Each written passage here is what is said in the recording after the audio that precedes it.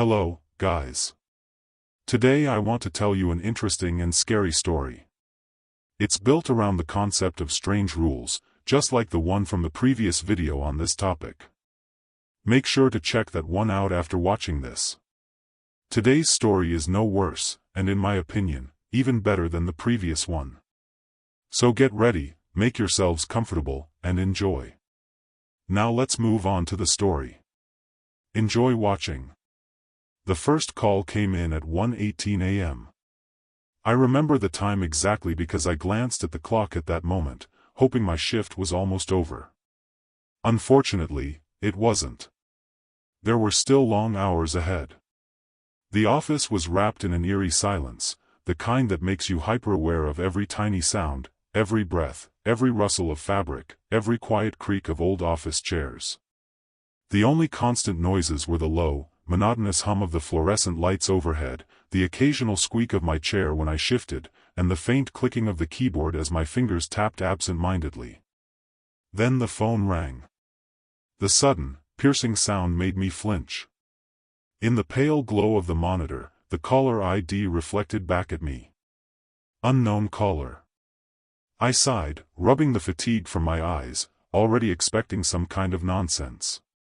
Probably another drunk, or worse, a prank caller. Night shifts at Whisperline were notorious for that. Some people thought it was funny to bother the staff at this hour, especially knowing we were stuck here until dawn. I adjusted my headset, cleared my throat, and pressed the answer button. Thank you for calling Whisperline. How can I help you? Silence. Not complete silence, though. There was something there. A presence on the line.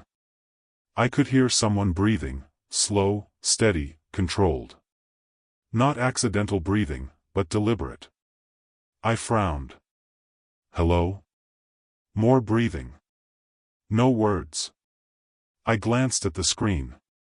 The call timer was still running. Someone was definitely on the line, listening, but not speaking. If you can hear me, there may be a connection issue on your end, I said. Then a faint crackle came through the headset. But it wasn't static. It wasn't speech. It wasn't background noise. It was something else entirely.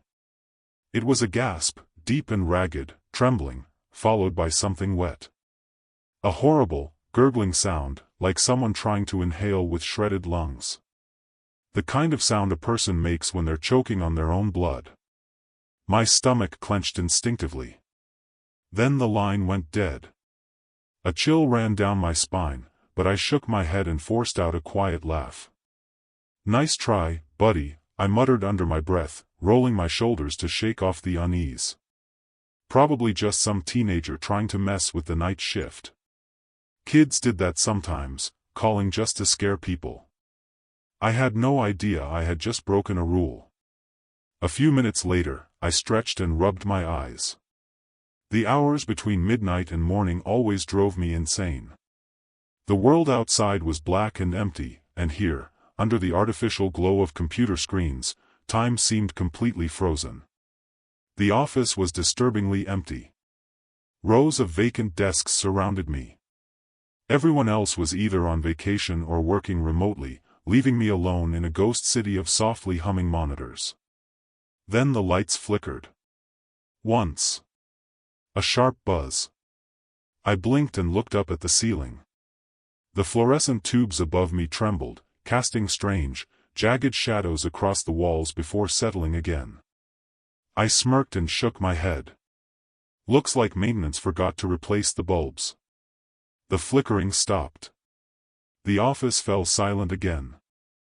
I exhaled and turned back to my screen, trying to focus, but something felt wrong. I couldn't pinpoint it exactly, but the air felt heavier, denser, as if the room itself had taken a breath and was holding it. Even my own words felt hollow when I spoke. There was something unnatural about that flicker. It didn't feel random, like a faulty connection, it felt controlled. Intentional. Like someone was testing it. I brushed the thought aside. Just exhaustion. Just my mind playing tricks on me after too many sleepless nights alone in an empty office. I didn't take it seriously, and looking back, I regret that. That was when I should have paid attention. Recognized the warning. Done something. I should have left right then. But I didn't. And now I had seen something I was never meant to see. After the incident with the lights, I went back to my routine. At 1:30 a.m., I was sitting at my desk, nearly dozing off from boredom. The glow of the screen burned my eyes, my eyelids felt heavy, and the monotony of the shift was draining me. I leaned back in my chair, lacing my hands behind my head. When I heard my name. A whisper. Soft. Right behind me. Mark. My breath caught in my throat. Every hair on my body stood on end. The voice was so close, as if someone had leaned down and whispered directly into my ear. I spun around so fast my chair nearly tipped over. Nothing. Just empty desks, silent computers, and the dim glow of the exit sign flickering faintly in the distance. I swallowed hard. My pulse thundered in my ears. It had to be my imagination, fatigue playing tricks on me. That was the only explanation I could accept. Maybe I had nodded off for a second, and my mind twisted some random noise into a whisper. Or maybe it was the security guard messing with me. But that didn't make sense. The voice had been right behind me. Way too close. I took a deep breath, trying to steady the sudden tremor in my hands. Get it together, Mark. I forced the unease down and turned back to my desk. Then I heard it again. Mark, why won't you look at me? My stomach clenched painfully. This time it wasn't just a whisper, it was familiar. It was my sister's voice. My blood turned to ice. That was impossible. My sister had been dead for 8 years. The air thickened, a sharp cold wrapping around me. And then, the worst part, I felt breath against my ear. A slow, cold exhale. My body locked up instantly. Every muscle seized in terror. I couldn't move. Something horrible, without a doubt, was right there with me. Instinct finally took over. I lurched out of my chair, nearly tripping over my own feet, and sprinted across the office. I didn't stop until I reached the break room, bursting inside and slamming the door shut behind me. My chest heaved with ragged, panicked breaths. For a few seconds, I just stood there, my back pressed against the door, trying to convince myself I wasn't losing my mind. Then I noticed something new. Something that hadn't been there before. A sheet of paper taped to the refrigerator. The word at the top stood out in bold, oversized letters. Rules. I ripped it off with shaking hands. The paper felt brittle, as if it had been there far longer than it should have been. The ink was slightly smudged. Some letters were uneven, as if written in a rush. The edges were yellowed and curling inward, like the paper itself was trying to hide what was written on it. A heavy knot formed in my stomach even before I read the first line. Rule 1. If you receive a call with only silence, do not speak first. Wait until they hang up. A crawling chill ran down my spine. The paper crumpled further in my grip. I had spoken first. I forced my eyes down to the next rule. Rule 2. If the lights flicker, lower your head and count to 10. Do not look up until it stops. If the lights flicker after 2:50 a.m., follow rule. I swallowed hard. I hadn't counted. I had stared straight at the lights. My breathing quickened, fingers slick with sweat as I kept reading. Rule 3. If you hear someone whisper your name, do not respond, even if the voice sounds familiar. My vision blurred. I had answered. Twice. A bead of sweat slid down my temple. My hands shook as I struggled to keep the paper steady. I forced myself to keep reading. Maybe, just maybe, I could survive the night. Rule 4.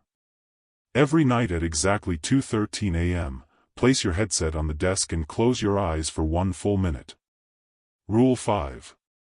If you hear typing from an empty workstation, ignore it. Do not go to check. Rule 6. Never, under any circumstances, look at the security cameras between 3:33 and 3:35 a.m. Rule 7. If you see someone standing at the far end of the office, do not react. Do not interact. Rule 8. If something strange approaches you or sits beside you, do not react. Do not acknowledge it in any way. My fingers crushed the paper, creasing it deeply. My body felt numb. At the very bottom of the page, something else was written, larger and bolder than the rest. Special warning. If you break the rules once, the situation will escalate. If you break the rules twice, you will not survive until your next shift. My head spun. 3. I had broken 3 rules. I had no margin left for error. With trembling fingers, I pulled my phone from my pocket. My hands were slick with sweat, but I managed to set 2 alarms, one for 2:13 a.m. and another for 3:33. I didn't know what would happen at those times, but I wasn't about to take chances. Then another realization hit me, something stupid, maybe irrational, but it still sent chills down my spine. There were 8 rules. 8. That number had always been unlucky for me. I was 8 when my dog ran away. I got 8 stitches after slipping on ice in high school. The last digits of my ex-girlfriend's phone number were all 8s. She cheated on me with my best friend, whose birthday, of course, was August 8th. 8 had followed me my whole life, and it had never brought anything good. And now it was back. 8 rules. 8 ways to die. I took a deep breath, forcing the paranoia down. I had to stay rational. I had to finish the shift. If I let my mind spiral, I'd make more mistakes, and I couldn't afford that. Suddenly, unmistakably, I heard the sound of a chair being dragged across the floor, right outside the break room door. Slow. Deliberate. As if whatever was moving it wanted me to know it was there. My stomach twisted, my mouth went dry. Something was waiting. And it wasn't going to let me leave. I forced myself to breathe. Think, Mark. Think. The break room had only one exit, back into the office. No back door. No window to squeeze through. I was trapped. I pressed my ear to the wooden door. My heart pounded so hard I could hear it echoing inside my skull. Silence. No footsteps. No breathing. No scraping. Maybe it had gone. Maybe it was waiting. I counted to 3. 1. 2. 3. Before I could talk myself out of it, I grabbed the handle and yanked the door open. The office was empty. Or so it seemed. I stepped out carefully, heart hammering, hands clenched into fists. Something was wrong. A deep, primal instinct clawed at my chest before my mind could explain why. Goosebumps rippled across my skin. My breath caught. I was being watched. The air grew thick and heavy, as if I were moving through something dense and unseen. The space around me felt wrong, not just cold, but sickening, corrupted, as if it had been tainted by something unnatural. Then I saw it. At the far end of the room, barely touched by the dim ceiling lights, half swallowed by shadows, something stood there, tall, silent, watching. Too tall. Too still. My stomach lurched. My mouth went dry. My fingers dug painfully into my palms. Rule 7. If you see someone standing at the far end of the office, do not react. Do not interact. I wanted to run. My muscles locked up. Every instinct screamed at me to run for the exit, but I didn't move, not even a blink. I forced myself to stay perfectly still. Every nerve in my body vibrated with terror. The longer I stared, the heavier the air became, pressing against my skin, as if the room itself were shrinking, tightening around me, choking me. My lungs burned from holding my breath, but I didn't dare inhale. Then, after what felt like an eternity, it moved. One step forward. My knees nearly gave out. Another step. And another. It was coming for me. I stared at it in horror, unable to look away. My entire body was frozen. I could see it more clearly now. Its limbs were wrong, too long, too sharp. It swayed slightly as it walked, like a marionette with tangled strings. Every part of me screamed, "Run! Run to the exit! Anywhere! Get out! Do anything, anything but stand here staring at something that should not exist." My phone vibrated violently in my pocket. The sound cut through the thick silence like a blade. 2:13 a.m. The alarm. I had one task. Completely ignoring the thing approaching me, I chose to follow the rule. I didn't hesitate. My hands moved on their own, ripping the headset off and throwing it onto the desk. And I closed my eyes for 1 full minute. The moment my vision went dark, the office changed. I felt it. The air shifted. The hum of the computers vanished. The world became unnaturally quiet, as if I had stepped into a place where sound had no meaning. At exactly 2:14 a.m., I opened my eyes, and instantly, the lights flickered. A sharp, violent buzz. I shut my eyes again immediately and began to count. 1, 2, 3. The room fell into absolute silence. 4, 5, 6. The air changed again. It wasn't just thick now, it was heavy, crushing, as if something were standing inches from my face. I felt its presence. 7, 8, 9. Breath brushed against my cheek. Hot. Wet. Wrong. I clenched my fists harder. My nails dug into my palms until I felt blood. 10. I opened my eyes. The office was empty. The figure at the far end of the room was gone. The suffocating air vanished. Everything looked normal again, except my headset was gone, and there was a new message on my computer screen. The words glowed brightly against the black background. You followed the rules. But that may not be enough. Cold terror settled deep in my stomach. This wasn't over. Not even close. I barely had time to process the message when I heard it. Fingers pounding on a keyboard, fast, frantic, as if someone were typing in desperation, slamming the keys with wild urgency. I froze. The sound wasn't coming from my desk. It was coming from somewhere else. I slowly turned my head, scanning the rows of workstations in front of me. Empty. But the typing continued. My stomach twisted. No. No. No. I knew what this was. I knew the rule. Rule 5. If you hear typing from an empty workstation, ignore it. Do not go to check. I forced myself to ignore it. Pretended I couldn't hear it. But the keystrokes were loud. Then, bang. The keyboard rattled violently. The clicking turned into chaotic pounding, as if something were smashing the keys with its fists. A chair creaked. Slowly. Deliberately. It rolled away from the desk. The screen at that workstation was still on. The keyboard was still making noise, but there was no one there. The keys were pressing themselves. Letter by letter. M, R, K. My lungs burned. I stopped breathing. It knew my name. I didn't move.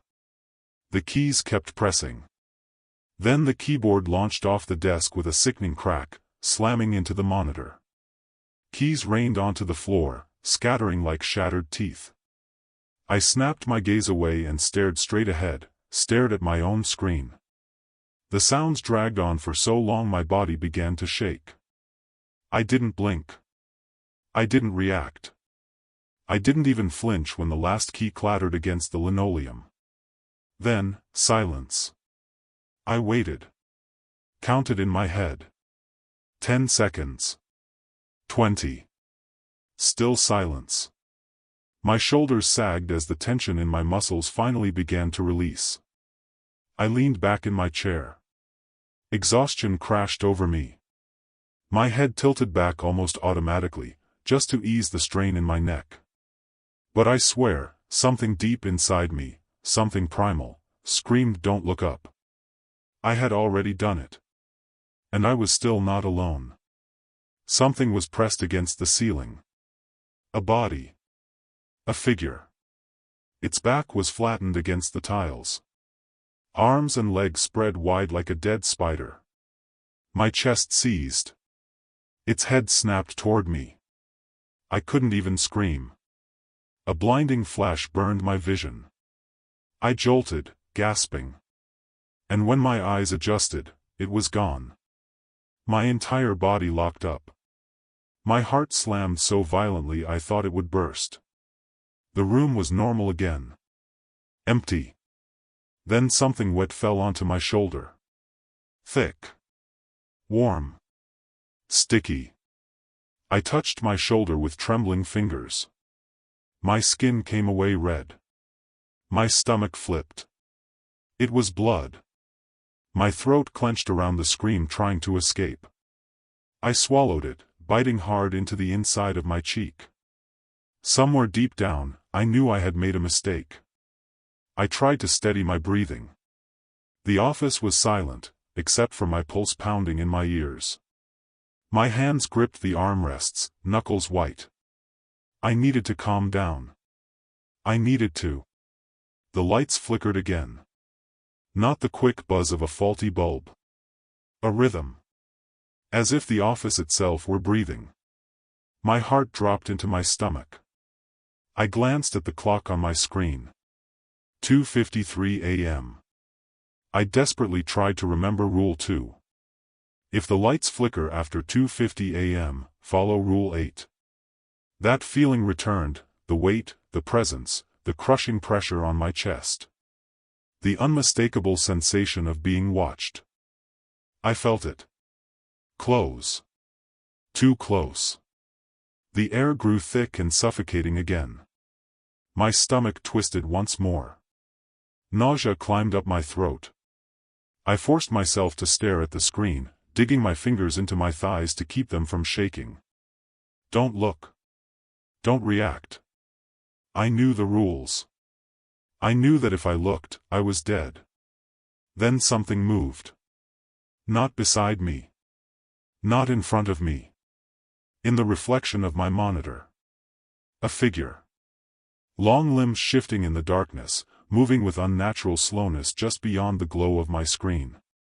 It was getting closer. I felt the chair beneath me tremble.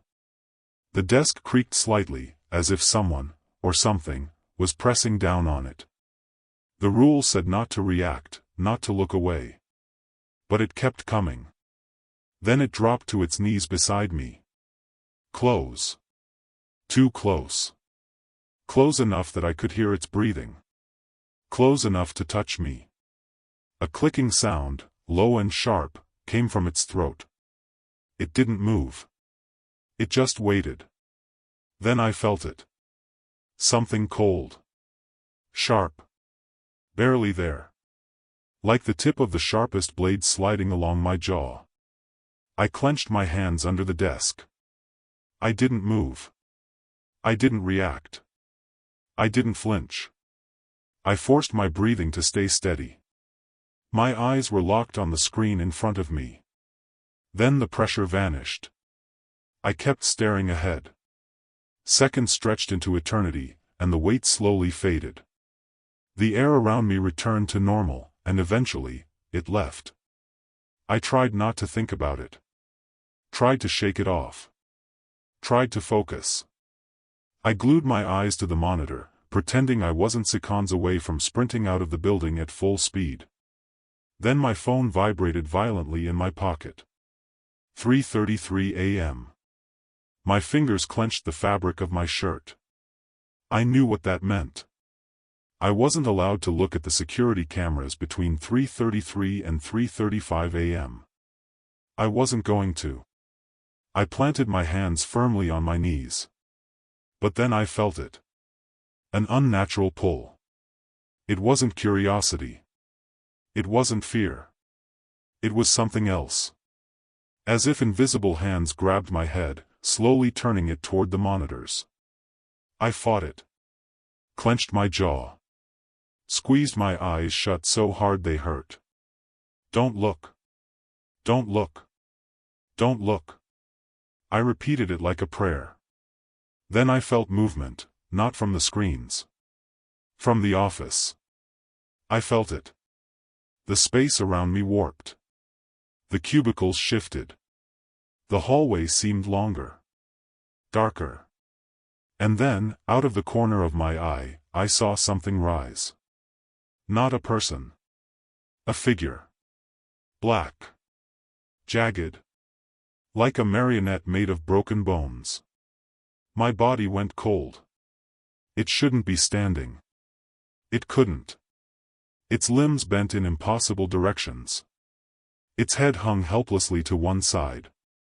I squeezed my eyes shut. I didn't care if I looked insane. I prayed. A minute passed. Then another. Or maybe an hour. I had no idea. When I finally opened my eyes, the office was normal again. The desks were in place. The hallway was the right length. But something was still here. I could hear it. A faint, uneven rustling nearby. Not in another cubicle. Under my desk. My breath caught in my throat. Dry fingers scraping against the tiles. Scratching. Pausing. Waiting. I barely had time to inhale when my phone rang again. Sharp. Piercing. The screen glowed in the dim light. Unknown caller. I didn't answer. Now I knew better. But the voice came through anyway. Low. Grating. Like a blade dragged across stone. You broke the rules, Mark. My breath stopped. The lights flickered. I didn't want to look. I really didn't. But my head snapped upward. And this time, there was no ceiling. Only blackness. Endless. Hungry. The office was gone. There was only the void. And then, I fell. I woke up in my car. The first thing I saw was the clock on the dashboard. 7 a.m. I stared at it. My mind was sluggish. My body felt heavy. Like I had run a marathon. Or fought. Or died. I had no memory of leaving the office. No memory of getting into my car. But my uniform was soaked, like I'd been sweating. Or worse. I swallowed. My throat was dry and sore. My hands trembled as I reached for the door. I needed air. I needed to see. When I stepped outside, my legs nearly gave out. Weak. Shaking. I turned toward the building. There was nothing there. Just an empty lot. No doors. No windows. As if it had never existed. As if none of it had ever been real. Goosebumps crawled across my back. I yanked out my phone. No call history. No work emails. Nothing. As if I had never worked there. As if it had erased itself from my life. Then I saw it. Lying on my dashboard. My old headset. I stared at it as primal terror flooded my body. And beside it, a note, scratched in jagged, uneven letters. See you tonight. That's the story. Personally, I think it turned out really interesting and unsettling. While reading and translating it, I got goosebumps more than once. Maybe the nighttime atmosphere helped with that. In any case, I think the story turned out excellent. Yes, the concept is the same as in the video about the lighthouse keeper, and the narrative structure is similar as well. That's because today's creepypasta is by the same author, so the shared style is noticeable. Throughout the whole story, I was genuinely worried about the main character's stomach. Judging by the emphasis, it must have been tied in a triple sailor's knot by the end. I hope you enjoyed the story too. In any case, leave your feedback in the comments, I'd love to read it. And now, I'd like to introduce another equally interesting story, shared by a subscriber of the channel. Many thanks to Elisa Kirilova for providing the material. If you'd like your story to appear in a video as well, write it in the comments or send it to my email, it's listed in the channel description. So, let's begin.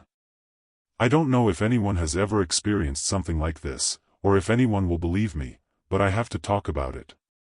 Since childhood, I haven't really believed in mysticism, except maybe atmospheric scary evenings.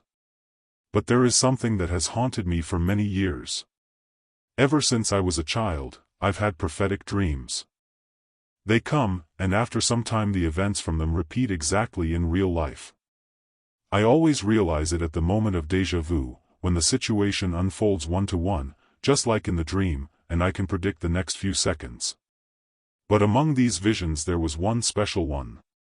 The first dream. When I was 6 years old, I dreamed that I and a group of people were in a hospital, but not as patients. At night, we were going to sneak into it, armed with pickaxes, to supposedly break something on an old stairwell.